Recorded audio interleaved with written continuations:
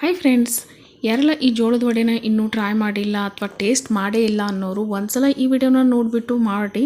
ತುಂಬಾ ಟೇಸ್ಟಿಯಾಗಿರುತ್ತೆ, ಹಾಗೆ ಮಾಡೋದು ಕೂಡ ತುಂಬಾ ಈಸಿ.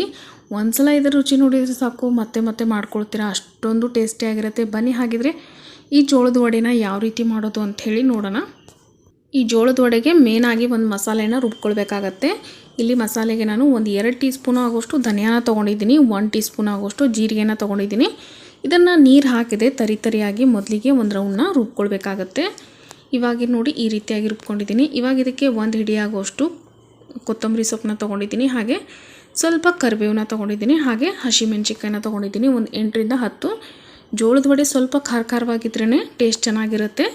ನಿಮಗೆ ಎಷ್ಟು ಬೇಕು ಅಂತ ಹೇಳಿ ನೋಡ್ಕೊಂಡು ಕೂಡ ಹಾಕ್ಕೊಳ್ಳಿ, ಪರವಾಗಿಲ್ಲ. ಹಾಗೆ 1 ಇಂಚ್ ಆಗೋಷ್ಟು ಹಸಿ ಶುಂಠಿ, ಒಂದು 3 ಚಿಕ್ಕದು ಬೆಳ್ಳುಳ್ಳಿ ಗಡ್ಡೆನ ಬಿಡಿಸ್ಬಿಟ್ಟು ಹಾಕ್ಕೊಂಡಿದ್ದೀನಿ.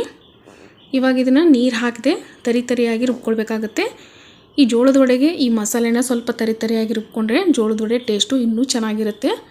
ನೀರೆಲ್ಲ ಹಾಕದೆ ಹಾಗೆ ರುಬ್ಕೊಳ್ಬೇಕಾಗತ್ತೆ. ಇವಾಗ ನೋಡಿ ಮಸಾಲೆ ರುಬ್ಬಿ ಸೈಡಲ್ಲಿ ಇಟ್ಕೊಂಡಿದ್ದೀನಿ. ಇವಾಗ ಇಲ್ಲಿ 2 ಕಪ್ ಆಗೋಷ್ಟು ನಾನು ಜೋಳದ ಹಿಟ್ಟನ್ನ ತೊಗೊಂಡಿದ್ದೀನಿ, ಹಾಗೆ ಅರ್ಧ ಕಪ್ ಆಗೋಷ್ಟು ಗೋಧಿ ಹಿಟ್ಟನ್ನ ತೊಗೊಂಡಿದ್ದೀನಿ, ಹಾಗೆ ಅರ್ಧ ಕಪ್ ಆಗೋಷ್ಟು ಕಡಲೆ ಹಿಟ್ಟನ್ನ ತೊಗೊಂಡಿದ್ದೀನಿ.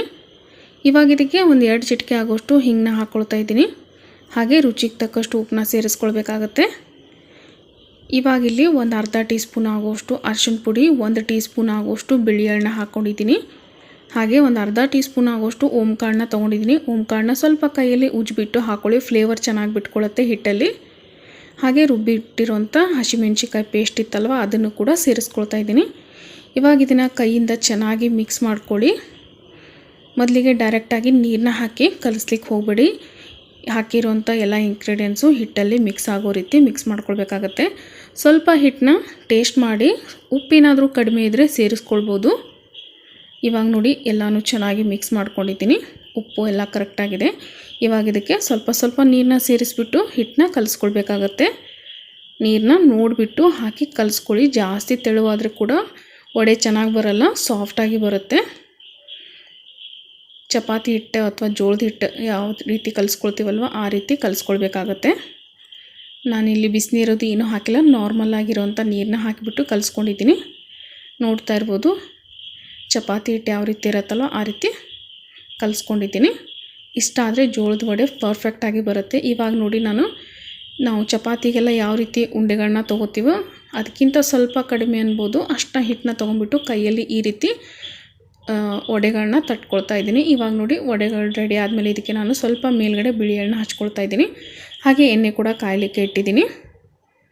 ನೀವು ಬೇಕಿದ್ರೆ ಸ್ವಲ್ಪ ಚಪಾತಿಗೆಲ್ಲ ಯಾವ ರೀತಿ ಹಿಟ್ಟು ತೊಗೊಳ್ತೀವಲ್ಲೋ ಅದಕ್ಕಿಂತ ಸ್ವಲ್ಪ ಹಿಟ್ಟನ್ನ ಜಾಸ್ತಿ ತೊಗೊಂಡ್ಬಿಟ್ಟು ಒಂದು ದೊಡ್ಡ ಚಪಾತಿನ ಮಾಡ್ಕೊಂಬಿಟ್ಟು ಒಂದು ಬಟ್ಲಿಂದ ನೀವು ಈ ರೀತಿ ವಡೆಗಳನ್ನ ಕಟ್ ಮಾಡ್ಕೊಳ್ಬೋದು. ನನಗೆ ಈ ರೀತಿ ಕೈಯಲ್ಲಿ ತಟ್ ಮಾಡೋದು ತುಂಬಾ ಈಸಿ ಅನಿಸುತ್ತೆ, ಸೊ ಅದಕ್ಕಾಗಿ ನಾನು ಈ ರೀತಿ ಕೈಯಲ್ಲೇ ಈ ಜೋಳದ ವಡೆಗಳನ್ನ ತಟ್ಕೊಳ್ತಾ ಇದ್ದೀನಿ.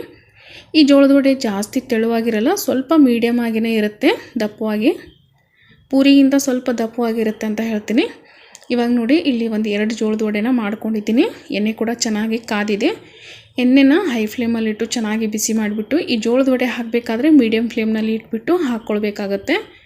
ನೋಡಿ ಈ ರೀತಿ ಜೋಳದ ವಡೆ ಹಾಕಿದ ಮೇಲೆ ಇದಕ್ಕೆ ನಾವು ಸ್ವಲ್ಪ ಮೇಲಿಂದ ಈ ರೀತಿ ಬಿಸಿ ಎಣ್ಣೆನ ಹಾಕಬೇಕಾಗುತ್ತೆ. ಈ ರೀತಿ ಎಣ್ಣೆ ಹಾಕೋದ್ರಿಂದ ಪೂರಿ ರೀತಿ ಈ ವಡೆಗಳೆಲ್ಲ ಉಬ್ಬಿ ಬರುತ್ತೆ. ನೋಡ್ತಾ ಇರ್ಬೋದು ಎಷ್ಟು ಚೆನ್ನಾಗಿ ಉಬ್ಬಿ ಬಂದಿದೆ. ಈ ರೀತಿಯಾಗಿ ಗೋಲ್ಡನ್ ಕಲರ್ ಬರೋವರೆಗೂ 2 ಸೈಡ್ ಕೂಡ ಚೆನ್ನಾಗಿ ಫ್ರೈ ಮಾಡ್ಕೊಳ್ಬೇಕಾಗತ್ತೆ. ಈ ಕಡೆ ಫ್ರೈ ಮಾಡ್ತಾ ಜೋಳದ ವಡೆನ ಕೈಯಲ್ಲಿ ಆರಾಮ್ಸೆ ತಟ್ಕೊಳ್ಬೋದು. ಈ ಜೋಳದ ವಡೆ ನೀವು ಹಾಗೇ ತಿನ್ಬೋದು, ಇಲ್ಲಾಂದರೆ ಮೊಸರು ಜೊತೆ ಆಗಿರ್ಬೋದು, ಕಾಯಿ ಚಟ್ನಿ ಜೊತೆ ಆಗಿರ್ಬೋದು, ಶೇಂಗಾ ಚಟ್ನಿಗೆ ಸ್ವಲ್ಪ ಮೊಸರು ಹಾಕಿಬಿಟ್ಟು ಕೂಡ ತಿನ್ಬೋದು. ವಾರದಲ್ಲಿ 1 ಸಲ ಅಥವಾ ತಿಂಗಳಲ್ಲಿ 2 ಸಲ ಈ ಜೋಳದ ವಡೆನ ಮಾಡ್ಕೊಳ್ಳಿ. ತುಂಬಾ ಸಿಂಪಲ್ಲಾಗಿ, ಟೇಸ್ಟಿಯಾಗಿ, ಹೆಲ್ದಿಯಾಗಿ ಈ ಜೋಳದ ವಡೆಗಳು ರೆಡಿ ಆಗುತ್ತೆ. ಎಲ್ಲಾದರೂ ಟ್ರಿಪ್ಪಿಗೆ ಹೋಗಬೇಕಾದ್ರೆ ನೀವು ಇದನ್ನು ಮಾಡಿಕೊಂಡು ಹೋಗ್ಬೋದು. ಟೇಸ್ಟ್ ಕೂಡ ಚೆನ್ನಾಗಿರುತ್ತೆ, ಹಾಗೆ ಎಲ್ರಿಗೂ ಕೂಡ ಇಷ್ಟ ಆಗುತ್ತೆ. 1-2 ವಡೆನ ತಿಂದುಬಿಟ್ಟು ಟೀ ಕಾಫಿ ಕುಡಿದ್ರೆ ಹೊಟ್ಟೆ ತುಂಬ ಹೋಗುತ್ತೆ. ತುಂಬಾ ಟೇಸ್ಟಿಯಾಗಿರುತ್ತೆ. ಖಂಡಿತ ನೀವು ಕೂಡ ಇದನ್ನು ಟ್ರೈ ಮಾಡಿ ಅಂತ ಹೇಳ್ತೀನಿ. ಹಾಗೆ ನಮ್ಮ ಚಾನಲ್ಗೆ ಸಬ್ಸ್ಕ್ರೈಬ್ ಮಾಡಿಕೊಂಡು ವಿಡಿಯೋಗಳನ್ನ ನೋಡಿ ಎಂಜಾಯ್ ಮಾಡಿ ಅಂತ ಹೇಳ್ತೀನಿ. ಮತ್ತೆ ಸಿಗ್ತೀನಿ ನೆಕ್ಸ್ಟ್ ವಿಡಿಯೋನಲ್ಲಿ. ಅಲ್ಲಿವರೆಗೂ ಎಲ್ಲರಿಗೂ thank you so much for watching.